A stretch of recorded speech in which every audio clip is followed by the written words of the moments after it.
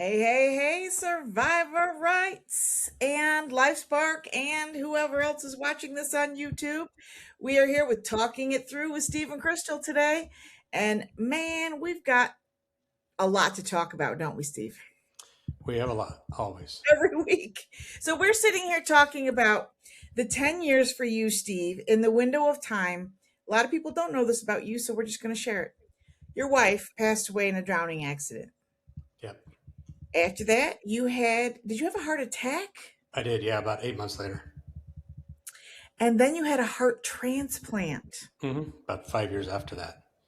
Yeah, the heart attack was bad enough that it just put me into slow heart, failure that eventually took me down into a transplant about 6 years ago. So it changed you. Oh, it does. Profoundly. And it does. And so that's what I want to lead into today because, and I will just tell a little bit about my own experience. Um, I have had breast cancer twice. I contracted a horrific infection from the hospital when I had my double mastectomy surgery and almost died from that. And then I was in a really, really bad car accident a couple years after that. So those things change us They do. completely. They do. And so this today, our whole subject today is the stories that we tell ourselves. And we're both life coaches. I tell everybody when I first start working with them, if you cannot be honest with yourself, then we have a serious problem. You're wasting your time and money. And I'm here to tell you when you have gone through life and death experiences, tasted death, it changes the way you look at life. And that's why I have such passion, and I know you do too. I'm not Yep. going to speak for you. I'll let you speak to yourself. Oh, you're right there. The passion to teach other people what we now know. Life is so precious, life is so short, and we tell ourselves these stories that are so untrue and so full of bullshit, to be frank. Every one of us. Every one of us. So that's what I want to start out with today is like, come on, people, what kind of bullshit you got going on up there that we can start living a little bit more authentically and have a lot more compassion for one another because we never know what somebody else is going through or has been through. So let's start there. But I'm going to say hi to a few people. Hey, Janelle. Hey, Brenda. Hi, Ellie. Hi, Mardell. Everybody out there. So here's the thing. My first question is how often do we react to what actually is happening in life versus the story in our mind that immediately creates what happened? The easy answer is almost 100%. It takes so much work to not do that because our brains are so wired to create meaning, our brains need to know. So Yes. we take the facts we know and put them into the lens we have and create the story we live by. Yes. Let me tell you how simple this is, Steve. Somebody doesn't say hi to you, and the story you instantly tell yourself, oh, they don't like me. Absolutely. That's the story. It's that Yep. simple. What we're talking about today, friends, is on that level and everything up from there. That is how we go through life. And we don't even realize it half the time how deeply we are internalizing this story that we got going on in our head. Exactly. Or you text somebody, they don't text back. What happens? They're mad. They don't like me. They're upset. They're avoiding me. I must have done something wrong. Here's the thing, friends. We are our own worst critic. You may think that what everybody else is saying about you is horrible, but what you're saying to yourself, it ain't pretty. Nope. And for some reason, our brains don't have an ability to create a good story. Our Yes. brains only create the worst case scenario. And I've often told clients that just remember that our brains are kind of assholes to ourselves. It's They're just true. not nice to us. Right. Mardell's saying our brains need the tea. They do. They do Yes. need the tea. But here's the thing. You already said it's hard work. I want to say how hard the work is and that I still have to do it every day of my life. I don't think we ever arrive at a destination. I am a very confident person. I was a confident person before all that happened to me. You probably were too. But what I Absolutely. learned, I mean, you want to talk about being humbled down to, I mean, I was so humbled by all of it that happened to me. Laying in a hospital bed for as many weeks and months as I did, Hmm. half in, half out, not even, I didn't know what day it was, where, none of it. When I came out of that, I just had a completely different perspective. I completely changed my life. For everybody that's close to me that knew me before that happened, and then after that happened, there is a line in the sand in my life that you can point straight to what happened to me and say, she softened. She's no longer a bitch. She's tender. She cares. She shows her compassion. Here's my thing about that though. I wouldn't wish what happened on either one of us to anybody. I'm not wishing that on anyone. Oh, no. And yet, we all go through life things. I mean, even the fact of this high control religion kind of blowing up the way it is, that's a pretty traumatic thing for a lot of people to go through. That's a huge trauma thing. It And is. it's something that can fundamentally change people Yeah. And and allow it to. it is fundamentally changing people. And here's the thing that you and I were both just talking about. In that moment, in that valley, in that time that you say, now what? That's when you have choices that you have to make.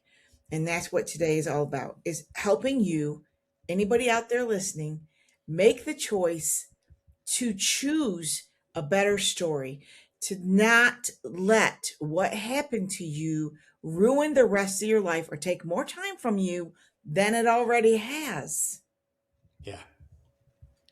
Because we, Um, we have a story. I mean, we have a story. Our emotions our brains are shaped by the lens of our childhood. yes, And we're still interpreting through that lens. yes. Here's a really weird truth. Our emotions very rarely are responding to actual facts. They're responding to the meaning that we attach to those facts. So, Yes. why is it that our minds rush to create these explanations? Because our brains hate uncertainty. We have to have certainty. So our brains will look for evidence to support the facts that we know.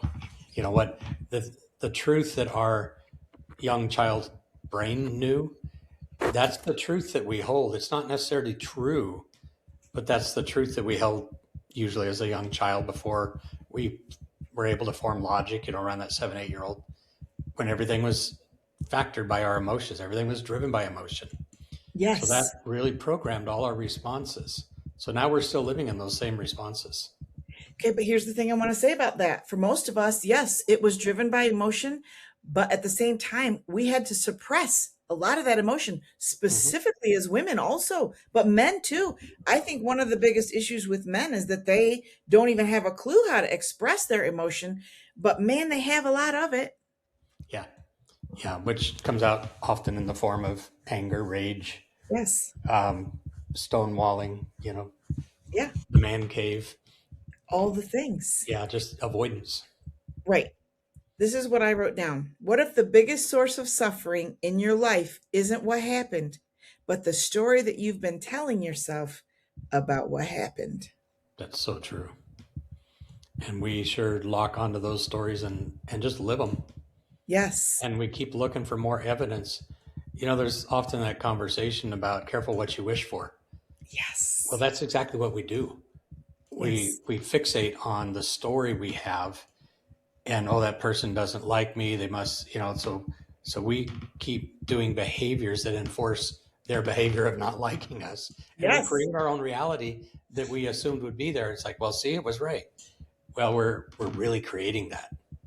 So Yeah. how do we Without undo it? even realizing it. Yes. Yeah. Mardell is saying that she does work hard on allowing my past trauma and difficult experiences to make me a more caring and compassionate person while remaining logical and realistic. Yes. Yeah. That's where honesty with yourself comes in because that's the other part of this. We're not always honest with ourselves. We don't like to own our shit very much. No. It's not easy to own your shit. It's no, and it's not fun either. No, but we all have our family culture, church culture, trauma, teachers, all of these relationships. Hi, sweet girl. Our own experiences that leads us to this story that we've got going on in our head. So that's not always reality, though. Sometimes it's our interpretation of reality. Yeah. Yeah, it's Okay, like our so brain would rather have a wrong answer than no answer. So right. we'll just come up with the best we have. We fill in the missing pieces without even thinking about it. But we'll take four puzzle pieces and create the whole darn picture. When it's a 500-piece operation. Yep, we got the other 500 in our brain. We just fill them in. But that's Yes. what our brains do. We fill And in our all the brains missing love pieces. efficiency. Yes. Yeah, That's the thing. Okay, but here's the other point I want to make on this. We can control our brains. That's the part that I think a lot of people don't understand. You have the power of free will, and you can tell your brain what it's going to focus on and how it's going to process information. yeah, You don't have to let it run your life. not at It's all. wild. But it's really difficult to learn how to change that. It is. So let's talk for a second. Can we believe you already just said this? Can believing something actually help create the outcome we feared? You said yes, it does. We It often typically create. does, yes. And we don't realize that what we're doing is contributing to that. So it's that whole, if I believe people will reject me, they do. Yes.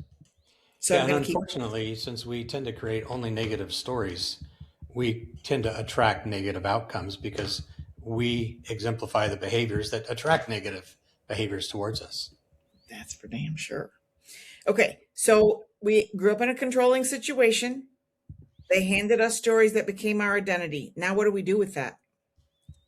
I think the first thing is just to acknowledge that that we have this lens, that we have this identity that's been created for us.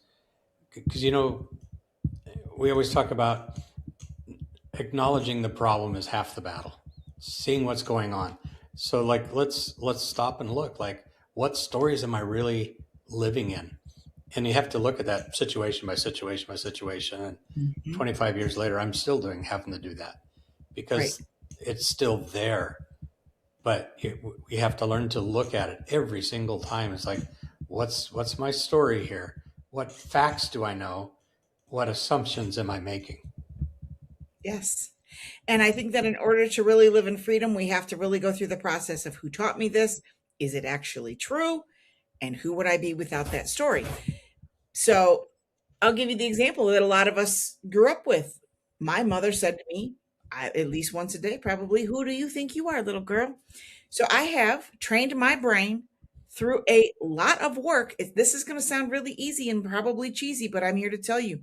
I have a response, and let me tell you how quick it goes. When that thought comes in my head, who do you think you are, little girl? Here I am, a 56-year-old woman, but that voice is still in Mm-hmm. there, right? I say, I am a child of the Most High God. And I say it just like that. Do you know how many decades I have trained myself? Yes, I say it a little bit sarcastically and a little bit with, huh, but at the same time, it's telling myself to not succumb to that story that my mom told me that you think that you got big girl pants and you don't. And yes, I do. Yeah. Yeah, and I bet it took you many years before you even believed it when you said it. Yes, I started saying it to myself long before I believed it. Yeah, it wasn't like you said it one time and it was there. No, You had to no. fake it till you made that one. Absolutely, I Yeah. did. But when I finally got that down deep inside of me, like I mean in my soul, now I know that. I don't even question. I instantly, if anybody comes at me with who do you think you are, I don't care how they say it or what they say. If that's my interpretation or that's how I feel, I instantly come back with I'm a child of the Most High God. I now say it a lot softer, but that just means that I have a purpose. I deserve to be alive. And a lot of that, like I will say for myself, because I was given up for adoption, all those things, I had a lot of questions. And man, that went deep for me. Like, did I even deserve to be alive? Why am I alive? Why didn't my mom want me? Like, it went down a road. I mean, that rabbit hole for me was a very deep hole. And if I had allowed those stories that were spoken over me to stay, they had already settled in. But if I had allowed them to stay, I would be 56 years old in my life, not doing what I'm doing, I can assure you of that. I don't Not even a know that I chance. would still be alive. Yeah, I would have succumbed to the desperation and those voices. I tried a couple of absolutely. times to succumb to that. Okay, so how do we separate our facts from the interpretation? How do we even begin to do that? There again, we got to go back to, we talk about curiosity with others. We need to get curious about our own motives, our own beliefs. We mentioned earlier, we have five pieces of the puzzle and we make up the other 495. Well, let's question, like, what five pieces do I have? What is the facts? Yeah, And then start realizing the rest, the other 495 pieces, are all the evidence I'm putting together to support those facts. So let's look at what is just the facts. We always look for evidence that supports our beliefs, our truths, and we can always find it. You didn't say hi this morning, so obviously you don't like me. It right, it's we look for the evidence. We don't look right, for the evidence of, oh, I wonder what's going on with him this morning. right, And so it's that same thing with ourselves. Why am I coming up with this story from these facts?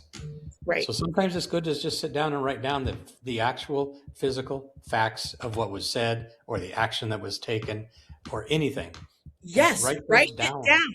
I Yeah, love that. So here's the fact.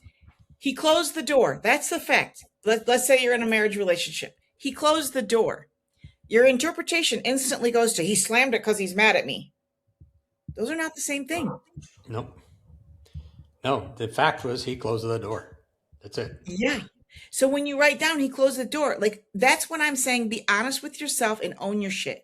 Are you really sorry I'm swearing a lot today, you guys. I'm in a loud pain today. Here's the thing.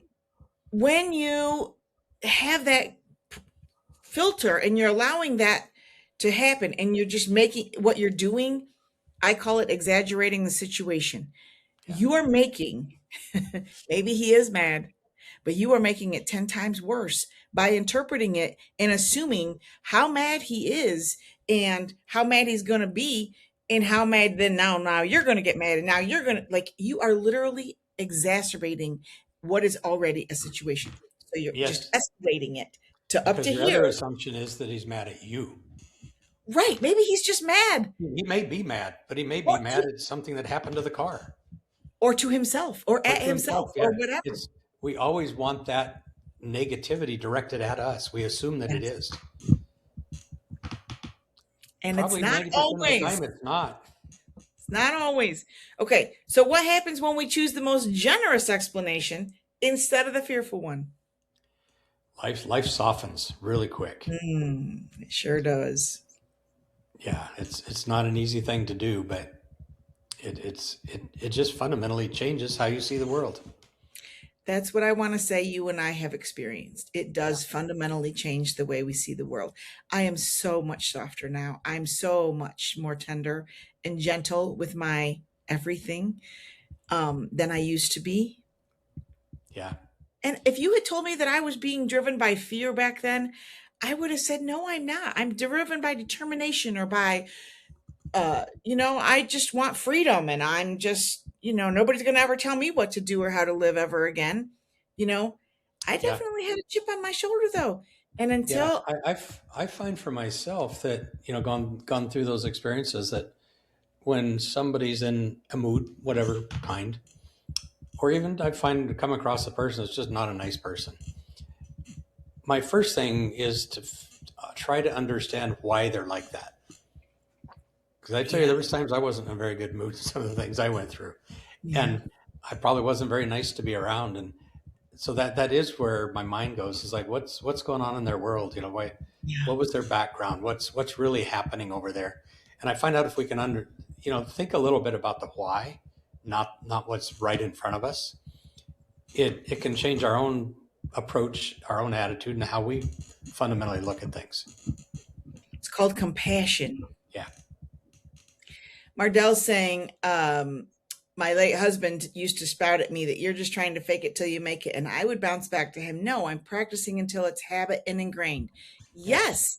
Again, it's a story. Some people can take a negative on, oh, faking it till you make it. Yep. It's the same thing. I don't care what you call it. It's changing our habits. We live so habitually. We Right. do not realize how habitually we live. Rosie Rasmussen says that all the time. Yeah, and there's always changing habits, whether it's financial habits, personal habits, whatever. Emotional habits are the same way. Yes. They take just as much work as the gym does, maybe more. Yep. Totally. So it's all about creating peace where anxiety used to live. And that's what I used to say, I still say it all the time. Anxiety has eyes all over its head. It's literally like instead of just looking straight forward where you're going and what you're doing and what you got going on, anxiety has your head spinning around like like Yeah. everybody's coming for you and coming at you. And it's, when you can stay in peace, you're able to just keep this perspective, it's very different. Yeah, and it's kind of like, okay, I've got these pieces of the puzzle and not worrying about the other pieces. The other That's where 300 and anxiety comes in. 495. And sometimes I've even had to say, I don't need to know that. Yes. I don't need to know. It's not important in this Right. situation. I don't Right. have to know all the things. I'm just need to be right where I'm at. Right. I love the word generosity on that also. Generosity and compassion to others, because even maybe if that person is mad at you, when you approach them with generosity and compassion, it just softens the whole thing, like you already said. It But does the so other thing quickly. is, in order to have generosity and compassion, you have to have a pretty full cup yourself. You have to be able to know how to fill up yourself instead of feeding off of other people constantly. And Janelle just kind of is saying that we can guess why, but if they aren't in touch with their own emotions, it's just a guessing game on our part. We can still have empathy, but it makes it hard to understand them.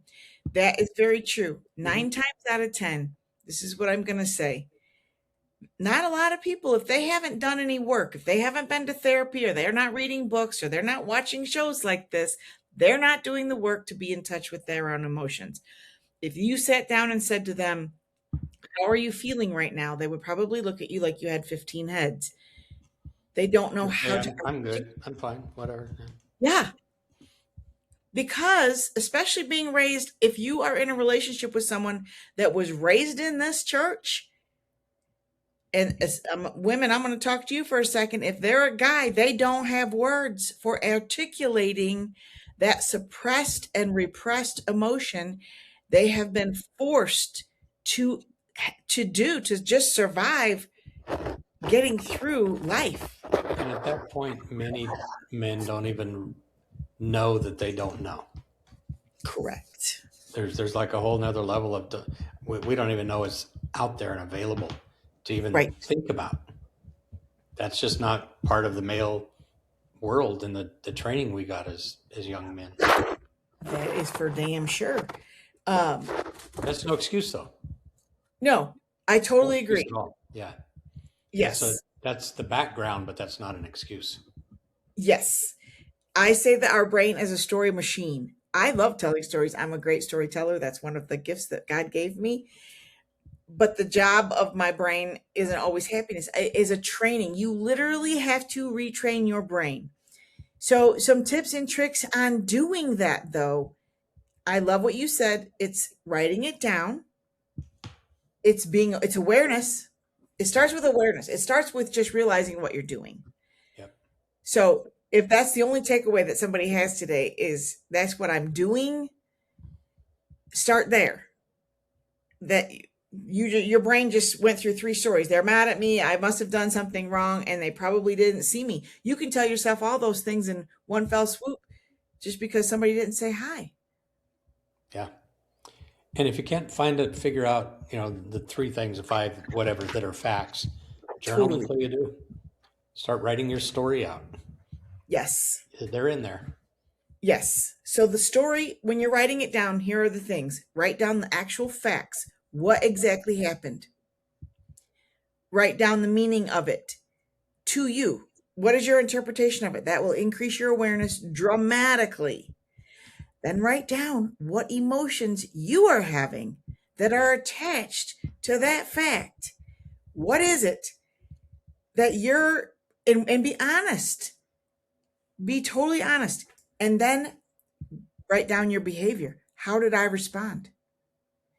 If you can get honest with yourself and just journaling through that, I don't care if it's just one little teeny tiny thing a day, like somebody didn't text you back or somebody didn't call you or whatever. That doesn't mean that there isn't, maybe they are mad. Maybe that's all true. But It can be true, yes, but more often than not, it's not true. it is. Janelle's saying, I'm fine. It's fine. Everything is fine. Fine is his only emotion. Always. I now call him on it and try to have him dig deeper. Great for you, Janelle.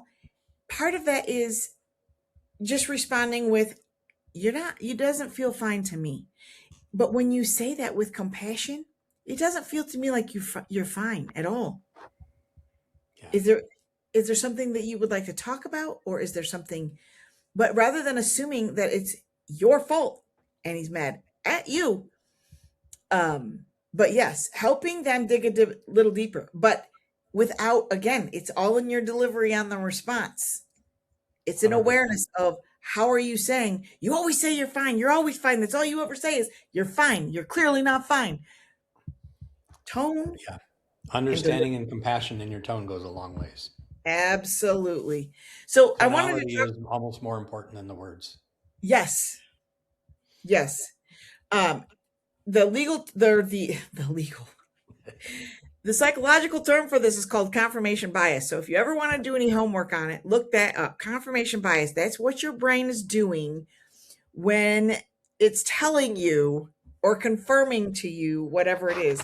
Sorry, you guys, it looks to me like I am really blurry on your end, but maybe I'm not. I don't know. But arguing for the story to be true all the time is not helpful. It's not going to give you the outcome that you want. I'm going to go back for a second on some of the shows that we've already done. We've talked a lot about questions. Questions can interrupt the narrative that we're telling ourselves. Yeah. You already said it once. What's going on with that person? Why are they behaving like this? Huge. What else could be true is another great question. Mm-hmm. What evidence, what facts are actually supporting this narrative that I got going on in my head? Yeah, that's the big one is what are the actual facts that I'm seeing? What are the Yes. what is the meaning I'm prescribing to these facts? I like to even look at like why am I coming up with that meaning? Yes. Where and maybe that's level 2, I don't know, but uh, where is that coming from in my brain that I'm Yes. attaching that emotional meaning to that action? Yes. So I also want to say that this is a great time to why witnessing matters so much. We just did these healing circle certification training, and we're going to be doing one in Worthy later today. But part of that is the witnessing of, if someone else were to describe this situation.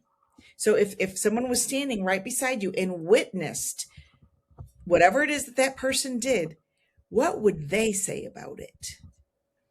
Yeah. Very powerful. And so again, this is my caution to people. Are you listening to people or asking directions from people who've never left home? Be careful who you ask to witness your life. Be careful who you're asking to witness your relationship, to witness you, Yeah, because because often if they're too close to us, what they're going to hear is our completed picture story, which will give yes, them the confirmation bias we're living in. So their feedback exactly. is going to confirm what we already Boom, want to hear. It's not going boom. to necessarily be the facts. Yes. Those identity stories are the most dangerous stories that we tell ourselves. Yeah. Here's some of them. I want to just go over these because I think these are really significant to this specific demographic we're talking to. I'll never change. I'm Yep. broken. You're not broken. I'm bad at relationships. I'm not leadership material.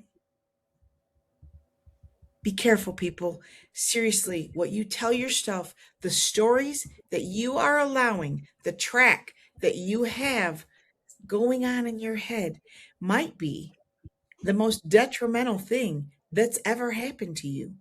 Yeah. All of them, I'm selfish. I shouldn't trust myself. I'm the Yes. problem. Those are messages that a lot of people get, and it's especially coming out of a high control religion. Yes. I'm rebellious. Yes. I really want to put the hope out there for change. I really want you guys to know that you don't have to, we're not talking about rewriting the history. We're talking about rewriting the meaning of it. History cannot change the number of times that my mother said to me, "Who do you think you are, little girl?" What I rewrote was the meaning attached to that. So now when I look back on that and hear her voice, which I can hear as plain as day, Hmm. I have compassion for her. Instead of being angry with her, and she was very mean to me. I mean, it's a horrible story, but I don't have the same meaning. I rewrote the meaning for it, and you can too. Anybody listening today, I want you to know that you can rewrite the meaning attached to the story. It's Yeah. like you rewriting your heart. I mean, you have a heart transplant, dude. That's huge. Yep. The emotion that goes with that, it's like getting new breasts for me. I'm here to tell you, as a woman, the emotion that's attached to that and the meaning that you have to put on what that meant in my life before and what it is for me now, it's not at all the same. They No, may not at be all. great. They don't feel that great. It's not the same. No, no, Mardell's it's saying different. it is. But Yeah. you have a choice. We all have a choice. Yeah. Mardell's saying my tell myself is that I have poor verbal skills. You do not have poor verbal skills, Mardell. You Where'd might you have get used that to. story, girl? What? You might have used to You may have. have used to, but you don't. You have really good writing skills. You don't speak that much. Maybe, I don't know, maybe. It's We're going really to unfortunate when you talk about our brains. Giving us worst case scenario. Most of the messaging we receive as children is some form of "I'm not enough. I'm not good enough. I yes. am not." But even like what you were saying, who do you think you are? That we translate that into "I am not enough. I'm not good enough," Right. and almost, I wouldn't say exclusively, but so a huge proportion of childhood messaging comes back to some form of that expressed in all these different ways, whether it's "I'm selfish, I'm not humble, I don't trust myself, who do you think you are?" Those, it's all the same messaging that keeps us from really realizing our full potential as an adult. Hmm. So true. So true. Um, it can hurt. Whatever happened. Okay, bad things happen. We started out with that. Bad things happen. Yep. You don't. We're not saying that it didn't hurt or it doesn't hurt or it wasn't awful. What we're saying is don't let it be the version that you carry with you for the rest of your life, the meaning attached to that. Don't let it become you.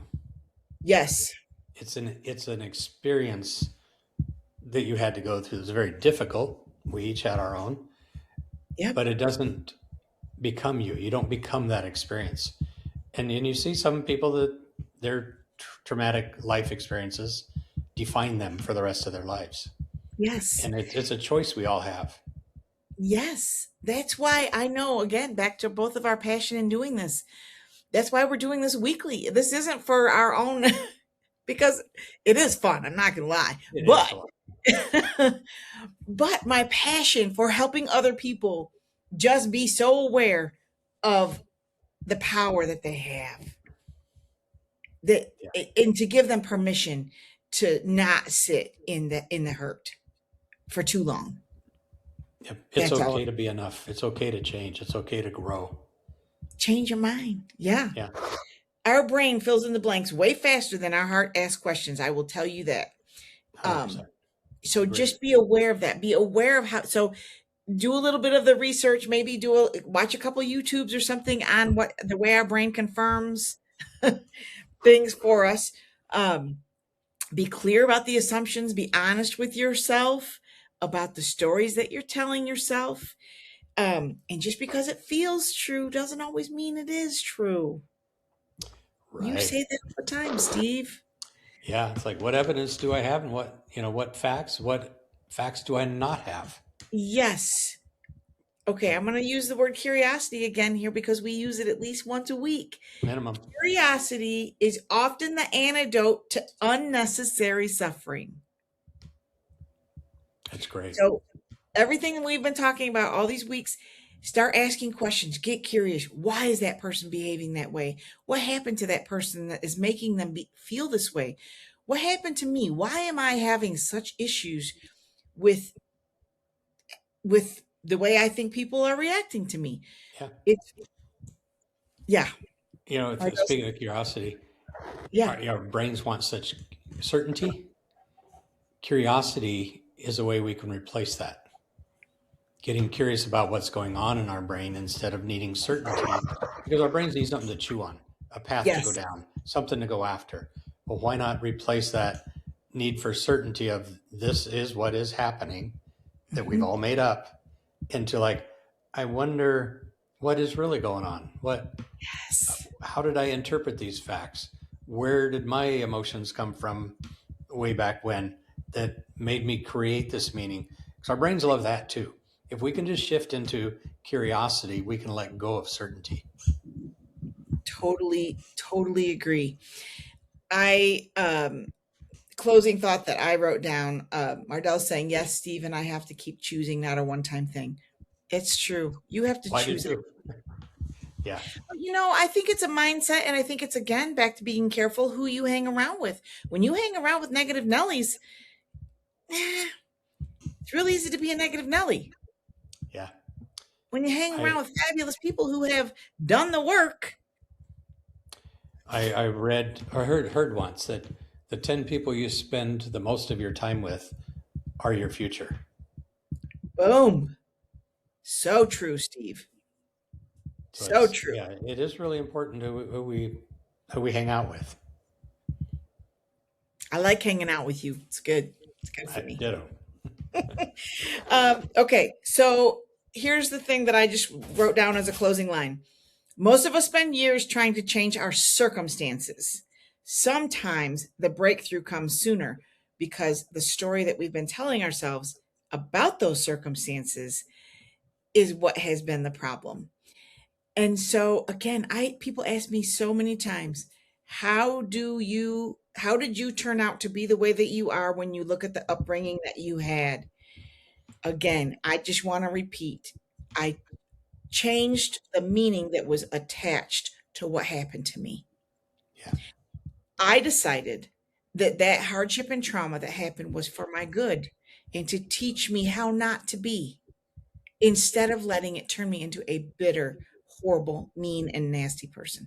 I'm not saying I didn't have a couple decades of being bitch, but I will say, Been there, yeah. It's kind of sometimes a piece you have to go through.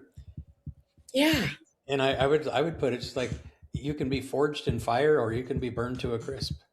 totally. It's a choice. It is a choice. And I just want to encourage everybody out there that's listening. What questions do you guys have for us? Otherwise, our time is wrapping up and we are almost done. And like, I feel like I just snapped my finger, Steve. You're right. It's like 5 minute podcast here. I know. I don't even, we're trying to keep it under 45 minutes, 30 to 45 minutes so that it's doable for everybody. Too many shows, people can't watch it all. So then they don't. Okay. Does anybody have any questions for us? Otherwise, I'm going to give you last word. I think it's just important to start. Just ask yourself, what's the story you've caught yourself believing that turned out not to be true? Think about some of those. What's a healthier story you can start practicing today? Just every time you come up against a fact and an emotion, it's like, ask yourself, is this my reaction or is this a fact? Yes. It's little questions make big changes. Don't be Yeah. afraid. It's not something you have to bite off all at once and just change black to white. It's little Totally. baby steps, and those little things make a huge difference. Just They start really asking. do. Yes. Thanks for being a leader in this and for showing us how to be. It is an honor to work with you, and I cannot wait to talk to you next week. I don't know what we're going to talk about yet, but we'll figure it out. I don't know, show up yet. There you go. Look forward to Uh, it. exactly. So tonight in Worthy, for those of you who are unworthy, we're doing a healing circle, and Mike Grosseth will be on in my place tonight. He's taking my spot for the next 3 weeks just to give me a little bit of a break. Um, and he's going to be talking about grief and mourning the thing that we think we lost. So I encourage you all to watch that. And then I will be back on Sunday with Linda Galaudy.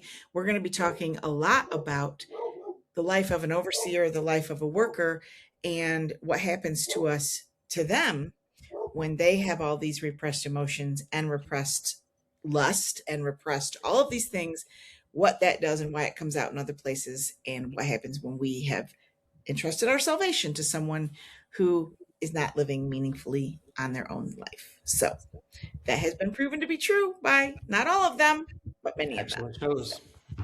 Yep. All right, everybody, have an awesome afternoon. Thanks for joining us, and we will talk with you soon. See you next week. See you next week.